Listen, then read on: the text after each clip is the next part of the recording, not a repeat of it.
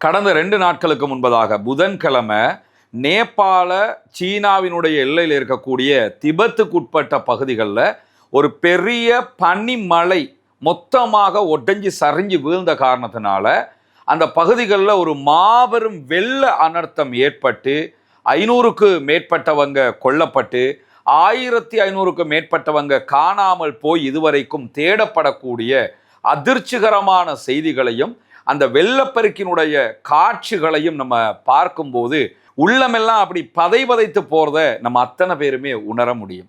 உலகம் முழுவதுமே இப்படியான அழிவுகள் அவ்வப்போது வருவது நமக்கு தெரியும். கடந்த ஒரு 3-4 மாதங்களுக்கு முன்பதாக இலங்கையினுடைய பெரும்பாலான பகுதிகளில் தித்துவா பேரனர்த்தம் ஏற்பட்டிருந்தது. அதுலேயும் இதே போன்ற பல உயிர்களை நம்ம இழந்திருக்கிறோம். ஊர்கள் அழிக்கப்பட்டிருக்கிறது.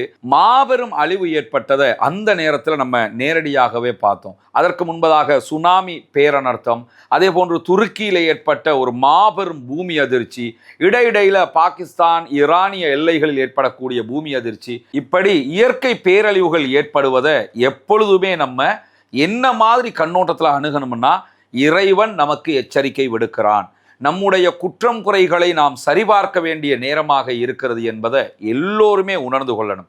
இது அந்த பகுதிகளில் இருக்கக்கூடிய மக்களுக்கான செய்தி மட்டுமல்ல, நம்ம அத்தனை பேருக்குமான செய்தியை இறைவன் ஒவ்வொரு சந்தர்ப்பத்திலையும் நமக்கு தர்றான் என்பதை நம்ம புரிஞ்சுக்கிறோம். ஏன்னா இந்த வெள்ளப்பெருக்கு ஏற்பட்ட அடுத்த கணம் நேபாளத்தினுடைய அரசு விடுத்த செய்திகளில் என்ன சொல்லியிருந்தாங்கன்னா, ஒரு பெரிய பூமி அதிர்ச்சி ஏற்பட்ட காரணத்தினால தான் இந்த வெள்ளப்பெருக்கு ஏற்பட்டதுன்னு ஆரம்பமாக சொன்னாங்க. அதற்கு பிறகு அமெரிக்காவினுடைய ஆய்வு மையத்தினுடைய தரவுகளை சேகரித்து வெளியிடப்பட்ட தகவல்கள் பிரகாரம் இது பூமி அதிர்ச்சியால் ஏற்பட்ட ஒரு வெள்ளப்பெருக்கு கிடையாது.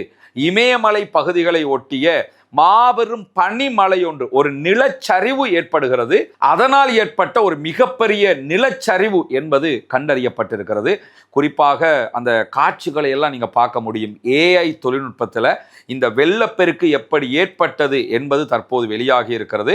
அதே மாதிரி CCTV காட்சிகள் அச்சு அசலாக இது எப்படி உண்டானது என்பதை விவரிக்கும் விதமாக நடந்த காட்சிகளே வெளியாகி இருக்கிறது.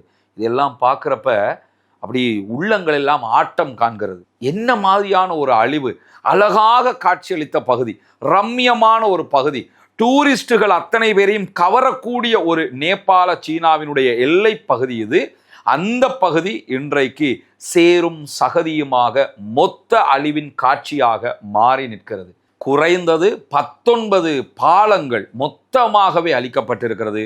நீர்மின் உற்பத்தி நிலையங்கள் அழிஞ்சிருக்குது. பஸ் ஸ்டாண்டு, ரயில்வே ஸ்டேஷன் என்று சொல்லி பல பகுதிகளும் அழிஞ்சிருச்சு. இங்கே எது அழியலை என்று கேட்குற அளவுக்கு தான் அழிவினுடைய உச்சம் இருக்கிறது.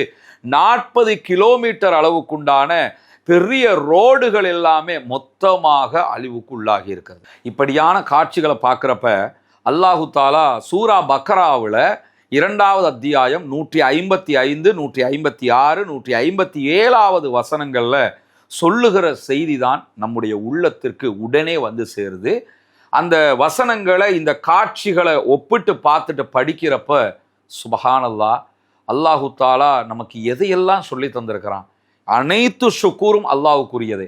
நம்ம அல்லாவை எவ்வளவு போற்றி புகழ்ந்தாலும், அல்லாவிடத்தில் எவ்வளவு கெஞ்சி கதறினாலும் போதாது. அல்லாஹ் மட்டுமே நம்மை காப்பாற்ற முடியும் என்பதை உணர்த்துகிற வசனங்கள் அவை. வல நபுலுவன்னக்கும் பிஷைஇம் மினல் ஹௌஃபி வல் ஜூ வனக்ஸிம் மினல் அம்வாலி வல் அன்ஃபுஸி வஸ்ஸமராத் வபஷ்ஷிரிஸ் சாபிரீன். அல்லாஹு தாலா சொல்றான், ஓரளவு அச்சத்தாலும் கொஞ்சம் ஒரு பயத்தை காட்டி உங்களை நாங்கள் சோதிப்போம், பசியை தந்து உங்களை சோதிப்போம், செல்வங்களையும் உயிர்களையும் பலன்களையும் சேதப்படுத்தி உங்களை நாங்கள் சோதிப்போம் அப்படின்னு சொல்லிட்டு வபஷ்ஷிரி சாபிரீன், இதெல்லாம் பொறுத்து கொண்டவங்களுக்கு நல்ல செய்திகளை சொல்லுங்க அப்படின்னு சொல்லி அல்லாஹு தாலா சொல்கிறான். எனவே மனிதர்களை அல்லாஹு தாலா சோதிக்கிற நேரத்தில் பசியை தந்து சோதிப்பான், இந்த மாதிரி அழிவுகளை தந்து சோதிப்பான், சொத்துக்களை இல்லாமலாக்கி சோதிப்பான், கூட இருக்கிற உயிர்களை பறிச்செடுக்கிறதினூடாக எல்லாம் சோதிப்பான்.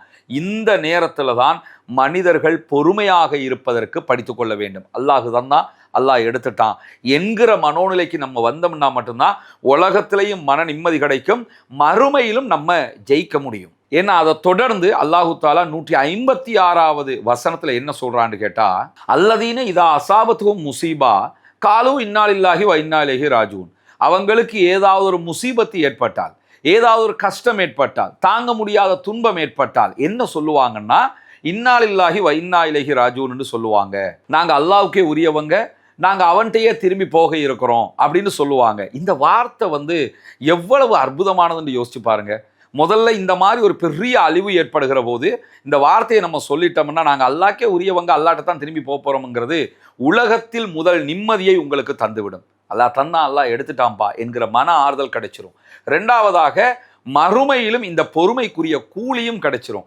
எனவே உலகத்திலும் வெற்றி, மறுமையிலும் வெற்றி அடையணும் என்று சொன்னா இந்த பொறுமை ரொம்ப முக்கியமானது. இந்த செய்தியை சொல்லிட்டு 157வது வசனத்துல அல்லாஹ் என்ன சொல்றான்னா, உலாயிக அலைஹிம் ஸலவாத்தும் மிர் ரப்பிஹிம் வ ரஹ்மத்துன் வ உலாயிக ஹுமுல் முஹ்ததூன். அவங்களுக்கே அல்லாஹ்வுடைய அருளும் அன்பும் இருக்கிறது, அவங்க தான் நேர்வழி பெற்றவங்க அப்படின்னு அல்லாஹ் சொல்றான். ஒரு கஷ்டம் ஏற்படுகிறது, துன்பம் ஏற்படுகிறது, அழிவு ஏற்படுகிறது, அந்த நேரத்தில் பொறுமையாக இது அல்லாஹ் தந்தது, அல்லாஹ் எடுத்துக்கிட்டான்னு சொல்றாங்க.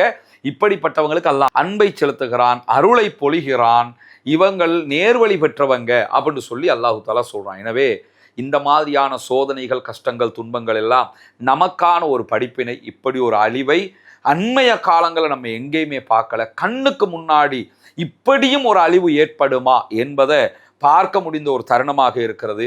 ரொம்ப அழகான ஒரு பகுதி, மிகவும் ஆபத்தான ஒரு மண்டலமாக மாறி இருக்கிறது. அழகாக காட்சியளித்த பகுதிகள் சேரும் சகதியுமாக இருப்பதை நம்ம பார்க்க முடியும். சேட்டலைட் இமேஜ்களை எல்லாம் அல் ஜசீரா தொகுத்து காட்டி இருக்கிறது. அந்த சேட்டலைட் இமேஜ்களை பார்க்கும்போது முன்னாடி எப்படி இருந்தது, இப்போ எப்படி இருக்கிறதுங்கிறதெல்லாம் ஆச்சரியத்திலும் ஆச்சரியமானதாக மாறி இருக்கிறது. அல்லாஹு தாலாவே நம் அனைவரையும் பாதுகாக்க வேண்டும்.